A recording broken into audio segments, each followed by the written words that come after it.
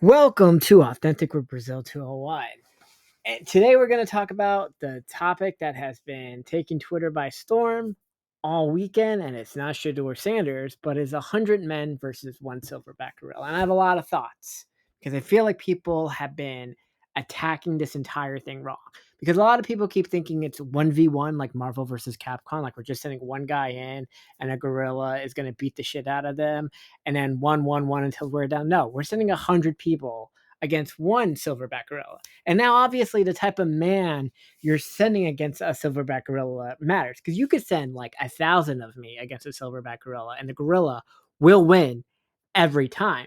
But if we pick 100 of our best men against them and they all work together as a team, now remember the rules according to this are no weapons at all, so it's not like shoot the shit out of the gorilla.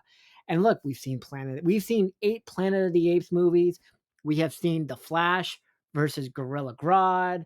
We have seen, I can't remember if there's a Marvel equivalent of a super smart monkey, but either way, okay, we've seen enough that we know this can work. Okay, now this isn't a genius gorilla. This is just a gorilla. Okay, not a Planet of the Apes gorilla, not Gorilla Grodd from The Flash. It's just one silverback gorilla in the Bronx Zoo. So let's think of the men we're gonna send. Right, we got to assemble a team. Okay, this is like the Avengers, and they all got to be like super strong. And now, a lot of the ways you could do like, is it 100 The Rocks versus one gorilla? Because that's cheating, right? We got to choose actually 100 individual people, okay? Because 100 is the same. That kind of makes it not realistic. We got to choose 100 of our best men, and some are gonna die. But this is important for science. So let's send the guy who throws Saratoga water on his face and just runs in parking lots. We'll throw in Ashton Hall. Okay, we'll throw in The Rock. We'll throw in Channing Tatum. We'll throw in John Cena. We'll do Cody Rhodes, Saquon Barkley, Aaron Donald, JJ Watt, TJ Watt. Basically, if you play linebacker or defensive tackle in the NFL, you are being drafted to fight a gorilla. Or if you're currently in wrestling or UFC. So, Conor McGregor, you're coming up, okay? You know what? Mike Tyson, way to go. Logan and Jake Paul, you're being summoned to fight the gorilla. Okay.